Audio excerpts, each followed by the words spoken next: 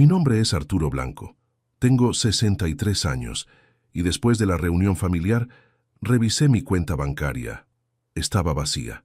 Mi hijo me dijo, la necesitábamos, como si mi dinero fuera de él. Pero lo que él no sabía es que yo había estado documentando todo durante los últimos 6 meses, preparando algo que cambiaría nuestras vidas para siempre. Imagínate la escena. Domingo por la tarde, después de un almuerzo familiar que había durado 4 horas. Mi hijo Ramiro, mi nuera Bárbara y mis 2 nietos se van de casa como siempre, con sonrisas y promesas de volver pronto. Yo me quedo limpiando los platos, guardando las sobras, apagando las luces. Esa noche, como todas las noches de los últimos 2 años, reviso mi cuenta bancaria desde la computadora. Es un hábito que tomé desde que mi difunta esposa Magdalena me enseñó a manejar las finanzas online. Siempre me gusta saber exactamente cuánto tengo, cuánto gasté, cuánto me queda para llegar a fin de mes. Pero esa noche, cuando ingresé a mi cuenta, no podía creer lo que veía. Donde antes había 230,000 pesos, ahora había 550 pesos. Mi cuenta de ahorros, donde guardaba el dinero de mi jubilación y de la venta de un pequeño terreno que había heredado de mis padres, estaba prácticamente vacía. Al principio pensé que había un error del banco, que tal vez había algún problema técnico con el sistema. Pero cuando revisé los movimientos, vi algo que me heló la sangre. Una transferencia de 229,450 pesos realizada esa misma mañana a las 10:30, mientras mi familia estaba almorzando en mi casa. Esa transferencia había sido autorizada con mi clave personal, que solo conocían 2 personas en el mundo, yo y mi hijo Ramiro, porque el año pasado le había dado acceso a mi cuenta para que me ayudara con algunos trámites cuando yo estaba internado por una operación de la vesícula. Llamé a Ramiro inmediatamente. Era la 1 de la mañana, pero no podía esperar hasta el día siguiente para una explicación. Su teléfono sonó 5 veces antes de que atendiera. «Papá», me dijo con voz de dormido, «¿qué pasa? ¿Estás bien?» «Ramiro», le dije tratando de mantener la calma, «revisé mi cuenta bancaria y falta toda mi plata. Hubo una transferencia esta mañana de casi todo mi dinero. ¿Vos sabés algo de eso?» El silencio del otro lado del teléfono me duró una eternidad. Finalmente Ramiro me respondió con una tranquilidad que me asustó más que si me hubiera gritado. «Sí, papá, fui yo. Necesitábamos esa plata urgente. Te iba a avisar mañana». «¿Qué necesitaban mi plata? ¿Que me ibas a avisar mañana?» «Ramiro, es todo mi dinero, todos mis ahorros. No podés tomar esa decisión sin consultarme». «Papá», me dijo como si me estuviera explicando algo obvio a un chico, «nosotros somos tu familia. Esa plata al final iba a ser nuestra cuando vos te murieras. Solo la tomamos un poco antes». Esa frase, «solo la tomamos un poco antes», fue como una puñalada. Mi hijo acababa de confesar que había robado toda mi plata y lo justificaba diciendo que de todas maneras iba a ser suya cuando yo me muriera. Esa noche no pude dormir. Me quedé en la cocina tomando mate hasta que amaneció, tratando de entender cómo había llegado a esta situación, cómo mi propio hijo, al que había criado con tanto amor después de que Magdalena muriera de cáncer, podía hacer algo así. Al día siguiente, temprano por la mañana, Ramiro vino a casa, pero no venía solo. Venía con Bárbara, y los 2 traían esa actitud de padres que van a explicarle a un chico por qué lo castigaron. «Papá», me dijo Ramiro sentándose en el sillón como si fuera el dueño de casa, «sé que estás enojado por lo de la plata, pero necesito que entiendas la situación. Nosotros estamos pasando por un momento económico muy difícil. Escucha esta historia hasta el final y dime qué harías tú en mi lugar. Cuéntame también desde qué ciudad me estás escuchando, porque lo que viene a continuación va a demostrar que nunca hay que subestimar a un padre que trabajó toda su vida para ser robado por su propia familia. Para que entiendas cómo llegamos a este punto, tengo que contarte la historia desde el principio. Mi relación con Ramiro no siempre fue la de un padre y un hijo que no se respetan. Durante años fuimos muy unidos, especialmente después de que Magdalena murió cuando él tenía 25 años. Ramiro era un buen chico, estudioso, respetuoso, trabajador. Se recibió de técnico electrónico y consiguió trabajo en una empresa de equipos médicos. Yo estaba orgulloso de él, de cómo había salido adelante a pesar de haber perdido a su madre tan joven. Cuando conoció a Bárbara hace 8 años, también me pareció una buena chica. Trabajaba como administrativa en una clínica y parecía estar realmente enamorada de Ramiro. Se casaron 2 años después, tuvieron a los mellizos Tomás y Valentina, y durante un tiempo parecía que habían formado una familia feliz. Pero de a poco empecé a notar cambios en Ramiro, cambios que al principio atribuí al estrés de ser padre joven, a las responsabilidades económicas de mantener una familia, a la presión normal de la vida adulta. Ramiro empezó a pedirme plata prestada con más frecuencia. Al principio eran montos pequeños: 5,000 pesos para el jardín de infantes de los chicos, 3,000 para arreglar el auto, 2,000 para comprar medicamentos. Yo se los daba sin problemas, porque entendía que los gastos de una familia joven son muchos y que mi jubilación me permitía ayudarlos. Pero con el tiempo los pedidos se volvieron más frecuentes y por montos más altos. 10,000 pesos porque se había roto el lavarropas, 15,000 porque Bárbara necesitaba tratamiento dental, 20,000 porque la empresa donde trabajaba Ramiro estaba atrasada con los sueldos. Siempre había una emergencia, siempre había una crisis, siempre había algo urgente que requería mi ayuda económica. Y yo, como un tonto, siempre daba la plata pensando que era temporal, que cuando las cosas mejoraran me la iban a devolver, pero nunca me devolvieron nada. Cada vez que les preguntaba por la plata que me debían, tenían una nueva excusa. Que si todavía no habían cobrado el sueldo, que si habían tenido gastos inesperados, que si necesitaban un poco más de tiempo. Hace 2 años, cuando me operaron de la vesícula y estuve una semana internado, Ramiro me pidió acceso a mi cuenta bancaria para pagar algunas cuentas mías que vencían mientras yo estaba en el hospital. Le di mi clave personal porque confiaba en él, porque era mi hijo, porque pensé que solo iba a usarla para los gastos que habíamos acordado. Lo que no sabía era que Ramiro había memorizado todos mis datos bancarios, que había anotado mi clave, que había visto exactamente cuánto dinero tenía ahorrado. Desde ese momento, él sabía que yo tenía más de 200,000 pesos guardados. Durante los meses siguientes, empecé a notar movimientos extraños en mi cuenta. Retiros pequeños que yo no recordaba haber hecho, transferencias que no entendía, gastos que no podía explicar. Cuando le preguntaba a Ramiro, me decía que habían sido autorizaciones que yo había dado y que me había olvidado por la medicación postoperatoria. Como un idiota, le creí. Pensé que realmente mi memoria estaba fallando, que los remedios me habían afectado, que era normal confundirse después de una cirugía. No se me ocurrió que mi propio hijo me estaba robando de a poco, sistemáticamente. Pero hace 6 meses empecé a sospechar que algo no estaba bien. Mi cuenta disminuía más rápido de lo que correspondía según mis gastos normales. Decidí empezar a llevar un registro detallado de todos mis movimientos bancarios, de cada peso que entraba y salía de mi cuenta. Lo que descubrí me rompió el corazón. Durante los últimos 2 años, Ramiro había estado sacando plata de mi cuenta regularmente. Algunas veces eran montos pequeños, de 2 o 3 mil pesos. Otras veces eran sumas más importantes, de 10 o 15,000 pesos. En total, había sacado más de 80,000 pesos sin mi autorización, pero yo seguía sin entender la magnitud de lo que estaba pasando. Hasta el día de la reunión familiar, cuando se llevaron prácticamente todo lo que me quedaba. Esa mañana del domingo, mientras yo preparaba el almuerzo para recibir a mi familia, Ramiro había usado mi clave para transferir 229,450 pesos a su cuenta personal. Lo había hecho mientras comíamos juntos, mientras yo servía la comida que había preparado con tanto amor, mientras sus hijos jugaban en mi patio. La frialdad con la que había ejecutado el robo me asustó. No había sido un impulso, no había sido una decisión desesperada de último momento. Había sido algo planificado, calculado, ejecutado mientras me miraba a los ojos y me decía que me quería.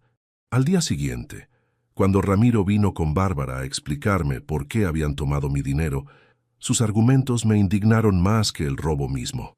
«Papá», me dijo Ramiro con una tranquilidad que me helaba la sangre. Nosotros estamos endeudados hasta el cuello. Bárbara perdió el trabajo hace 6 meses y no conseguimos que nadie nos preste plata. Los chicos necesitan cosas. Tenemos que pagar el alquiler. No nos alcanza con lo que gano yo solo. Y por eso, agregó Bárbara, decidimos tomar la plata que vos tenías guardada sin usar. Al final, cuando vos te mueras, esa plata va a ser de Ramiro. Solo la anticipamos un poco. Otra vez esa frase, solo la anticipamos un poco, como si mi muerte fuera un trámite pendiente que los estaba perjudicando económicamente, como si mi dinero ya fuera de ellos y yo fuera apenas un administrador temporal. ¿Y no se les ocurrió pedírmela?, les pregunté. ¿No pensaron en explicarme la situación y pedirme ayuda como corresponde? Papá, me dijo Ramiro, vos sabés que sos muy tacaño con la plata. Si te pedíamos tanto dinero de una vez, ibas a decir que no. Tacaño. Mi propio hijo me llamaba tacaño, porque no le había regalado toda mi jubilación de una sola vez. Me llamaba tacaño, porque tenía ahorros fruto de 40 años de trabajo. Me llamaba tacaño, porque no había adivinado que él necesitaba más dinero del que me pedía. Ramiro, le dije tratando de mantener la compostura, durante 2 años me estuviste pidiendo plata prestada, y yo siempre te la di. Si me hubieran explicado realmente cuál era su situación, habríamos buscado una solución juntos. Pero lo que hicieron es robar. No robamos nada, papá, me respondió con una seguridad que me asombró. Tomamos lo que va a ser nuestro de todas maneras. Además, vos vivís solo en esta casa grande, no tenés grandes gastos, no necesitas tanto dinero. Bárbara apoyó a su marido. Don Arturo, nosotros no queríamos lastimarlo, pero realmente estábamos desesperados. Y pensamos que usted lo iba a entender, que se iba a alegrar de poder ayudar a su familia. Entender que me robaran. Alegrarme de que vaciaran mi cuenta.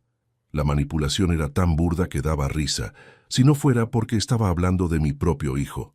Les dije que quería que me devolvieran la plata inmediatamente. Ramiro me respondió que era imposible, que ya la habían usado para pagar deudas, que no tenían manera de devolverla. Bárbara agregó que de todas maneras yo no la necesitaba urgente, que podía vivir con mi jubilación sin problemas. Esa conversación duró 2 horas y terminó con Ramiro y Bárbara yéndose de mi casa después de decirme que yo estaba siendo egoísta e irracional, que ellos eran mi familia y que la familia se ayuda sin condiciones, que cuando yo entendiera la situación los iba a perdonar, egoísta por no querer que me robaran, irracional por reclamar mi propia plata. Esa fue la última vez que hablé con mi hijo como si fuera mi hijo. A partir de ese día, decidí tratarlo como lo que había demostrado ser, un ladrón.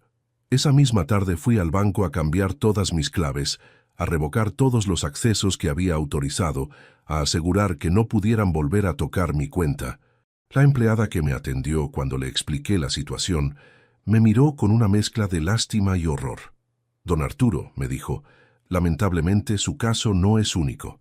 Cada vez vemos más situaciones de hijos que roban a sus padres. ¿Usted quiere hacer la denuncia penal? Porque lo que le hicieron es un delito. La denuncia penal. Denunciar a mi propio hijo por robo. La idea me revolvía el estómago, pero al mismo tiempo sabía que era lo que correspondía hacer. No solo por la plata, sino por principio, para que entendiera que las acciones tienen consecuencias. Pero antes de tomar esa decisión, quise darle una última oportunidad de hacer lo correcto. Le mandé un mensaje de WhatsApp diciendo que tenía 24 horas para devolverme la plata o para proponerme un plan concreto de devolución. Si no, iba a hacer la denuncia correspondiente. Su respuesta llegó 2 horas después. Era un mensaje largo donde me decía que estaba decepcionado de mí, que no podía creer que estuviera amenazando a mi propia familia, que la plata no era más importante que los vínculos familiares. También me decía que si yo hacía la denuncia, él iba a cortar toda relación conmigo, que no me iba a dejar ver más a mis nietos, que iba a contarles que su abuelo había preferido la plata antes que la familia. Chantaje emocional. Después de robarme, me chantajeaba con quitarme el contacto con mis nietos, como si él fuera la víctima de la situación, como si yo fuera el que estaba actuando mal. Esa noche tomé una decisión que cambió todo. No solo iba a hacer la denuncia penal, Iba a hacer algo mucho más contundente, algo que Ramiro y Bárbara nunca imaginaron que yo podría hacer. Durante los 6 meses anteriores, cuando había empezado a sospechar que algo raro pasaba con mi cuenta, había estado documentando todo. Tenía capturas de pantalla de todos los movimientos sospechosos, registros de todas las conversaciones donde Ramiro me mentía sobre la plata, emails y mensajes donde él me prometía devolverme préstamos que nunca devolvió. Pero además de eso, tenía algo más. Tenía los datos de todas las transferencias que Ramiro había hecho desde mi cuenta hacia la suya durante los últimos 2 años. Tenía las fechas exactas, los montos precisos, las autorizaciones falsas que había usado para justificar los movimientos. Con toda esa información, fui a ver a un abogado especialista en derecho penal. El doctor Martínez me explicó que lo que Ramiro había hecho configuraba varios delitos: estafa, abuso de confianza, falsificación de documento privado. Don Arturo, me dijo el doctor Martínez después de revisar toda la documentación, este es un caso sólido. Su hijo no solo robó una vez, sino que estableció un patrón sistemático de robo durante 2 años. Esto puede llevar a una condena de prisión efectiva. ¿Prisión efectiva? No había pensado en esa posibilidad. La idea de que Ramiro pudiera ir preso por robarme me generaba sentimientos contradictorios. Por un lado, sabía que se lo merecía. Por otro lado, seguía siendo mi hijo. «Doctor», le pregunté, ¿hay alguna manera de que él entienda la gravedad de lo que hizo sin que necesariamente vaya preso? «Sí», me respondió, «podemos ofrecerle un acuerdo. Si devuelve todo el dinero robado y acepta hacer una reparación adicional por el daño causado, podríamos suspender la acción penal». «Perfecto». Le dije al doctor Martínez que preparara los papeles para ofrecer ese acuerdo. Ramiro tenía 30 días para devolverme los 229,450 pesos que había robado el domingo, más los 80,000 pesos que había estado robando durante los 2 años anteriores, más un interés del 20% anual por el uso indebido del dinero. En total, tenía que devolverme 370,000 pesos. Si no lo hacía en 30 días, la denuncia penal seguía su curso normal, y él enfrentaba la posibilidad de ir preso por un período de 2 a 6 años. El viernes de esa semana, un escribano fue a la casa de Ramiro para entregarle la propuesta de acuerdo. Según me contó después, Ramiro se puso pálido cuando leyó los papeles. Bárbara se largó a llorar. Los dos pensaban que yo nunca me iba a animar a tomar medidas legales contra mi propia familia. Esa misma noche recibí una llamada de Ramiro. Estaba histérico. «Papá», me gritó por teléfono, «¿cómo podés hacerme esto? Soy tu hijo. No podés mandarme preso por un problema de plata». «Ramiro», le respondí con una calma que ni yo sabía que tenía. «Vos no sos mi hijo. Mi hijo jamás me habría robado. Vos sos un ladrón que comparte mi apellido, y los ladrones van presos sin importar si son familia o no. Papá, esa plata la necesitábamos. Estamos desesperados. No sabes lo que es tener hijos y no poder mantenerlos». «Ramiro, durante 35 años yo mantuve una familia. Trabajé doble turno para pagarte los estudios. Me privé de gastos para que vos tuvieras todo lo que necesitabas. Y nunca, ni una sola vez, se me ocurrió robarle a nadie. Pero papá, vos tenías esa plata guardada sin usar. Nosotros la necesitábamos más que vos». «Ah, entiendo. Como yo la tenía guardada sin usar, tenían derecho a robármela. Como ustedes la necesitaban más que yo, estaba bien que me mintieran y me traicionaran».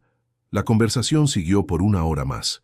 Ramiro alternaba entre pedirme perdón y justificar lo que había hecho, entre prometerme que iba a cambiar y culparme por ser demasiado duro con él, entre suplicarme que retirara la denuncia y amenazarme con cortar todo contacto. Al final, le dije que tenía 30 días para conseguir la plata. Como la consiguiera era problema suyo. Si no la conseguía, la justicia se iba a encargar de darle una lección que yo evidentemente no había podido darle. Los 30 días pasaron sin que Ramiro apareciera con la plata. Tampoco me llamó, no me mandó mensajes, no hizo ningún esfuerzo por negociar o por proponer alternativas. Simplemente desapareció de mi vida, como si el problema fuera a resolverse solo por ignorarlo. El día que venció el plazo, El doctor Martínez presentó la denuncia penal. A los 15 días, Ramiro fue citado a declarar en la fiscalía. A los 20 días, el fiscal decidió que había mérito suficiente para procesar la causa. Ramiro contrató un abogado defensor que trató de argumentar que había sido un préstamo familiar mal entendido. Pero la documentación que yo había juntado durante 6 meses era irrefutable. Las transferencias no autorizadas, las mentiras documentadas, el patrón sistemático de robo, todo estaba probado. Hace 2 meses, Ramiro fue condenado a 3 años de prisión efectiva por estafa, agravada por el vínculo familiar. El juez consideró que el delito era particularmente grave porque había abusado de la confianza de su padre y porque había mantenido la conducta criminal durante un período prolongado. Bárbara vino a verme la semana después de la sentencia. Venía a pedirme que apelara la condena, que ayudara a Ramiro a evitar la cárcel, que pensara en mis nietos que se iban a quedar sin padre. Don Arturo, me dijo llorando en mi living, Ramiro aprendió la lección. Se da cuenta de que se equivocó. Si usted lo ayuda ahora, él va a ser un hijo diferente. Va a valorar lo que tiene, va a respetarlo como corresponde. Bárbara, le respondí. Ramiro tuvo 30 días para aprender la lección después de recibir la propuesta de acuerdo. Tuvo 2 años para aprender la lección mientras me robaba de a poco. Tuvo toda su vida para aprender que robar está mal. Eligió no aprender. Pero don Arturo, ¿qué van a hacer Tomás y Valentina sin su papá? Mis nietos van a aprender algo que su padre nunca aprendió, que las acciones tienen consecuencias. Van a crecer sabiendo que en esta familia no se tolera la deshonestidad, sin importar quién la cometa. Bárbara se fue esa tarde sin conseguir lo que había venido a buscar. 2 semanas después, se mudó con los chicos a la casa de sus padres. Me mandó un mensaje diciéndome que no podía mantener sola el alquiler y que iba a necesitar tiempo para reorganizar su vida. También me dijo que había decidido cortar todo contacto conmigo, porque no podía perdonarme que hubiera mandado preso al padre de sus hijos, que Tomás y Valentina iban a crecer sabiendo que su abuelo había preferido la plata antes que la familia. Esa acusación me dolió, pero sabía que no era cierta. Yo no había elegido la plata antes que la familia. Había elegido la dignidad antes que la complicidad. Había elegido la justicia antes que la impunidad. Había elegido ser un hombre honesto antes que ser un abuelo cómplice. Han pasado 6 meses desde que Ramiro entró en prisión. 6 meses durante los cuales he tenido que reconstruir mi vida completamente. No porque me falte dinero, sino porque me falta la familia que creía tener. El dinero lo recuperé. Durante el proceso penal, el juez ordenó el embargo de las cuentas de Ramiro y logré recuperar parte de lo robado. También se inició un proceso civil para recuperar el resto mediante la venta de los bienes que él había comprado con mi dinero. Pero la relación con mis nietos, esa sí la perdí. Bárbara cumplió su amenaza de cortarme el contacto con Tomás y Valentina. Los chicos, que ahora tienen 10 años, crecen pensando que su abuelo es el malo de la película, el que destruyó su familia por plata. Tal vez cuando sean grandes van a entender la verdad. Tal vez van a darse cuenta de que su padre era un ladrón y que su abuelo solo defendió lo que era suyo. O tal vez van a crecer odiándome, pensando que soy un viejo vengativo que no supo perdonar. Esa incertidumbre me duele todos los días. Pero no me arrepiento de las decisiones que tomé, porque había algo más importante en juego que mi relación con mis nietos. Había un principio, una cuestión de valores, una lección que alguien tenía que dar. Si yo hubiera permitido que Ramiro se saliera con la suya, si hubiera aceptado que me robara con tal de mantener la paz familiar, habría establecido un precedente peligroso. Habría enseñado que en nuestra familia el robo se tolera, que la deshonestidad se perdona, que la sangre justifica cualquier cosa. Y esa lección habría llegado también a mis nietos. Habrían crecido pensando que está bien robar a los abuelos porque al final es plata que va a ser suya de todas maneras. Habrían aprendido que la familia es un refugio de la justicia, un lugar donde los delitos no tienen consecuencias. Prefiero que crezcan sin abuelo antes que crezcan con esos valores. Prefiero que me odien por hacer lo correcto antes que me respeten por ser cómplice de lo incorrecto. Ramiro me escribe cartas desde la cárcel. Al principio eran cartas llenas de bronca, donde me culpaba por su situación, donde me decía que yo había destruido a nuestra familia por soberbia, cartas donde seguía justificando el robo y donde me pintaba como el villano de la historia. Pero en las últimas cartas el tono ha cambiado. Ahora me pide perdón, me dice que entiende que se equivocó, que la cárcel le sirvió para reflexionar sobre sus acciones. Me cuenta que está estudiando, que está trabajando en un taller, que quiere ser una mejor persona cuando salga. No sé si es arrepentimiento genuino o si es manipulación para conseguir que lo ayude con la apelación. Después de todo lo que pasó, ya no confío en las palabras de Ramiro. Si realmente cambió, lo va a demostrar con hechos cuando recupere la libertad. Le respondo las cartas, pero de manera muy formal. Le cuento cómo estoy, qué hago con mi tiempo, cómo está la casa donde él creció. Pero no le hablo de perdón. No le prometo que vamos a reconstruir nuestra relación. No le doy falsas esperanzas sobre el futuro. Porque la verdad es que ya no sé si Ramiro puede volver a ser mi hijo. Un hijo no le roba a su padre. Un hijo no miente sistemáticamente durante años. Un hijo no amenaza a su padre con quitarle el contacto con los nietos por defender sus derechos. Tal vez, cuando salga de la cárcel, Ramiro haya aprendido realmente la lección. Tal vez se disculpe no solo con palabras, sino con acciones. Tal vez trate de reparar el daño que causó, no solo económico, sino emocional. Si eso pasa, estaré dispuesto a darle una oportunidad. Pero va a ser una oportunidad condicionada, con límites claros, con la comprensión de que la confianza se gana de a poco y se puede perder para siempre. Mientras tanto, he aprendido a vivir sin la familia que tenía y a construir relaciones nuevas basadas en el respeto mutuo. Hago trabajo voluntario en un centro de jubilados del barrio, donde he conocido gente que valora la honestidad y que entiende la importancia de los principios. También retomé contacto con viejos amigos del trabajo que había perdido durante los años en que me dediqué solo a mi familia. Gente que me conoce desde hace décadas y que me respeta por quien soy, no por lo que puedo darles. Y he descubierto algo importante. Se puede vivir en paz sin familia si esa familia te lastima más de lo que te ayuda. Se puede ser feliz sin nietos si el precio de verlos es tolerar que te falten el respeto. Se puede estar solo sin sentirse solo cuando uno está en paz con sus decisiones. Hace 3 meses recibí una visita inesperada. Era mi hermana Carmen, que vive en otra provincia y que se había enterado de toda la situación a través de comentarios de conocidos en común. Carmen y yo no nos hablábamos seguido, pero siempre habíamos mantenido una relación cordial. Arturo me dijo apenas llegó a casa: «Vine porque no podía creer lo que me contaron. ¿Es verdad que Ramiro está preso por robarte?». Le conté toda la historia desde el principio. Cómo habían empezado los pedidos de dinero, cómo había descubierto los robos sistemáticos, cómo había encontrado mi cuenta vacía después del almuerzo familiar. Carmen me escuchó sin interrumpir. Cuando terminé de contarle todo, me dijo algo que me marcó profundamente. «Arturo, vos hiciste lo correcto. Papá y mamá nos criaron para ser personas honestas. Si ellos estuvieran vivos, habrían hecho exactamente lo mismo que vos». Esa validación de Carmen me dio una paz que no había sentido en meses. Durante todo el proceso legal, había dudado constantemente si estaba haciendo lo correcto.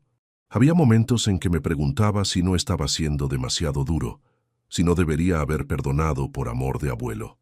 Pero Carmen me recordó algo fundamental. Nuestros padres nos habían enseñado que la honestidad era más importante que cualquier conveniencia, que los principios no se negociaban por cariño, que el amor verdadero incluía enseñar las consecuencias de las malas decisiones.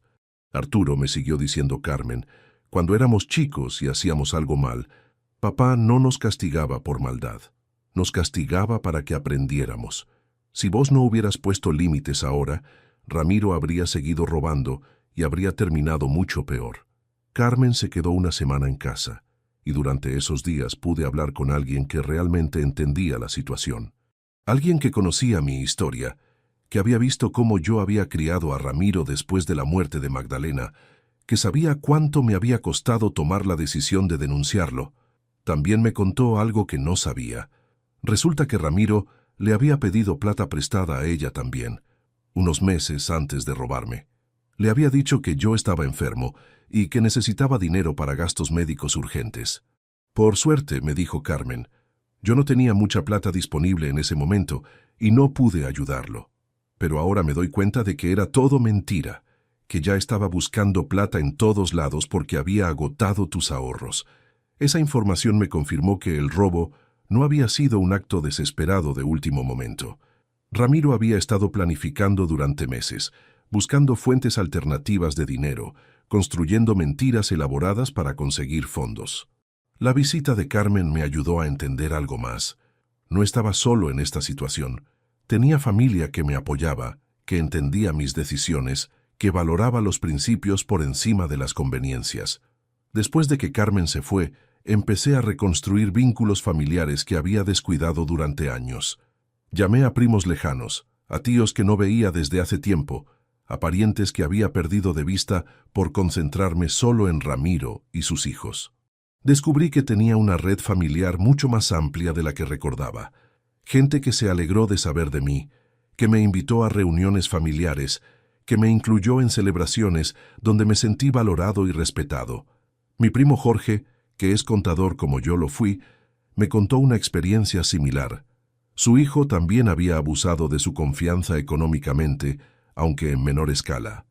No había llegado al robo directo, pero había usado información privilegiada para tomar decisiones financieras que perjudicaron a Jorge.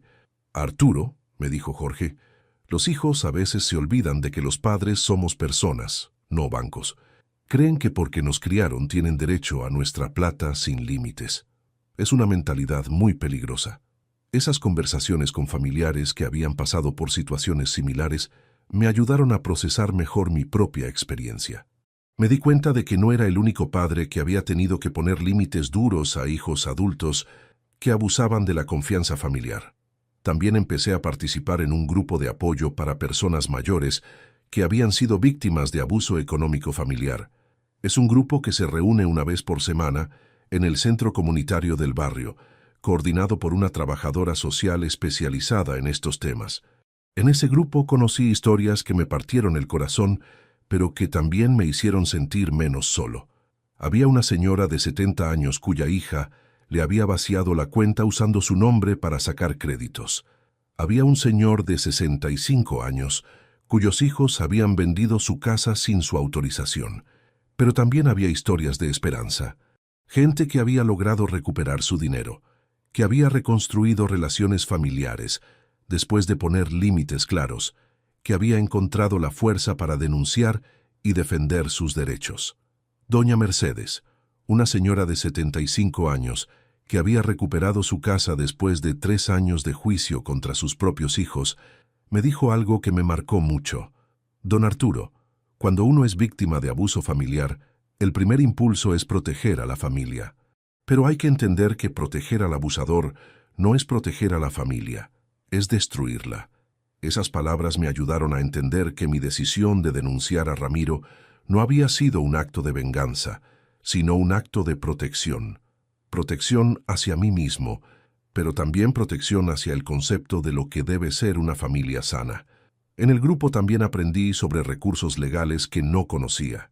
Me enteré de que existe una ley de protección integral de personas mayores que incluye medidas específicas contra el abuso económico familiar. Me informé sobre organizaciones que brindan asesoramiento gratuito a víctimas de estos delitos. Toda esa información me sirvió para ayudar a otros participantes del grupo que estaban en situaciones similares a la mía. Me convertí en una especie de mentor para gente que recién descubría que había sido víctima de abuso familiar y que no sabía qué hacer. Ayudar a otros me dio un propósito nuevo. Me hizo sentir útil. Me permitió transformar mi experiencia dolorosa en algo constructivo para otras personas. Cada vez que ayudaba a alguien a entender sus derechos o a tomar la decisión de denunciar, sentía que mi sufrimiento había tenido algún sentido. El mes pasado, una señora del grupo logró recuperar 50,000 pesos que su hijo le había robado usando mis consejos y la estrategia legal que yo había seguido. Cuando me lo contó llorando de alegría, me di cuenta de que había encontrado una nueva misión en la vida. Don Arturo, me dijo esa señora, usted me enseñó que defender mis derechos no me convierte en mala madre. Me enseñó que el amor no significa permitir el abuso. Gracias a usted, mi hijo entendió que sus acciones tienen consecuencias. También comencé a escribir un blog sobre abuso económico familiar. Al principio lo hice como una forma de procesar mis propias emociones, pero poco a poco se fue convirtiendo en un recurso para otras personas que pasan por situaciones similares. En el blog cuento mi historia, pero también comparto información legal, recursos de ayuda, testimonios de otras víctimas que se animaron a hablar. Se convirtió en un espacio donde la gente puede sentirse menos sola y más empoderada para tomar decisiones difíciles. Las respuestas al blog me confirmaron algo que ya sospechaba. El abuso económico familiar es mucho más común de lo que se piensa. Recibo mensajes de gente de todo el país contándome situaciones similares, pidiendo consejos, agradeciendo por hacer visible un problema que muchos sufren en silencio. Una lectora del blog, una señora de 60 años de Córdoba, me escribió un mensaje que me emocionó mucho. Don Arturo, leer su historia me dio el valor que necesitaba para denunciar a mi hijo. Durante 5 años pensé que estaba loca, que era mala madre por sospechar que él me robaba. Usted me enseñó que una madre que no pone límites no está protegiendo a su hijo, lo está destruyendo. Esos mensajes me confirman todos los días que tomé la decisión correcta, que elegir la justicia por encima de la comodidad familiar no me convirtió en mal padre, sino en mejor ejemplo. La semana pasada el doctor Martínez me contó que la condena de Ramiro está sirviendo como precedente para otros casos similares, que los fiscales están usando los argumentos de nuestro juicio para procesar otros casos de abuso económico familiar que antes se desestimaban. Eso significa que la lucha que yo di no solo sirvió para recuperar mi dinero y enseñarle una lección a Ramiro. Sirvió para crear un camino legal que otras víctimas pueden seguir, para establecer que estos delitos no se van a tolerar aunque se cometan dentro de la familia. Hace 2 semanas, Ramiro cumplió 1 año en prisión. Su abogado me contactó para preguntarme si estaría dispuesto a apoyar una solicitud de libertad condicional. Me explicó que Ramiro había tenido muy buena conducta, que había completado varios cursos de capacitación, que mostraba signos de rehabilitación genuina. Le dije al abogado que no me opondría a la libertad condicional si Ramiro cumplía ciertas condiciones. Primero, tenía que devolver todo el dinero que aún me debía según la sentencia civil. Segundo, tenía que hacer un acto público de disculpa donde reconociera sus errores. Tercero, tenía que comprometerse a hacer trabajo comunitario con víctimas de abuso familiar. El abogado me dijo que iba a consultar con Ramiro y que me daría una respuesta pronto. Hasta ahora no he sabido nada, lo cual me hace pensar que Ramiro todavía no está dispuesto a aceptar las condiciones que puse. Y está bien que sea así. La rehabilitación real requiere humildad, reconocimiento del error, voluntad de reparar el daño causado. Si Ramiro no está dispuesto a hacer eso, entonces no está realmente rehabilitado, solo está cumpliendo tiempo. Mientras tanto, sigo construyendo mi nueva vida, una vida donde no dependo de la validación de una familia que me lastimaba. Una vida donde mis relaciones se basan en el respeto mutuo y no en obligaciones de sangre. He conocido gente maravillosa a través del trabajo voluntario, del grupo de apoyo, del blog. Gente que me valora por quien soy, que aprecia mi experiencia, que me incluye en sus vidas porque elige hacerlo. Don Roberto, un señor de 70 años que participa en el grupo de apoyo y que se convirtió en uno de mis mejores amigos, me dijo algo muy cierto la semana pasada. Arturo, nosotros perdimos a nuestros hijos biológicos, pero ganamos familia elegida, y la familia elegida a veces es más leal que la biológica. Es verdad. En este último año he construido vínculos más sólidos y más sanos que los que tenía con Ramiro durante los últimos años de nuestra relación. Vínculos basados en la honestidad, en el respeto, en la reciprocidad. El mes pasado tuve una experiencia que me marcó mucho. Estaba en el supermercado haciendo las compras de la semana cuando me crucé con una señora que no veía hacía años. Era doña Estela, la madre de uno de los compañeros de escuela de Ramiro cuando era chico. Don Arturo, me dijo cuando me reconoció, qué alegría verlo. ¿Cómo está? ¿Cómo está Ramiro? Hace años que no sé nada de ustedes. En ese momento me di cuenta de que tenía dos opciones: mentir para evitar una conversación incómoda o decir la verdad y enfrentar las consecuencias. Decidí ser honesto. Doña Estela, le dije, Ramiro está cumpliendo una condena de prisión por haberme robado mis ahorros. Sé que suena terrible, pero es la verdad. La cara de sorpresa de doña Estela me confirmó que no todo el mundo en el pueblo sabía lo que había pasado. Dios mío, don Arturo, no puedo creerlo. Ramiro siempre me pareció un chico tan educado, tan respetuoso. ¿Qué fue lo que pasó? Le conté una versión resumida de la historia, tratando de ser objetivo, sin dramatizar pero sin ocultar la gravedad de los hechos.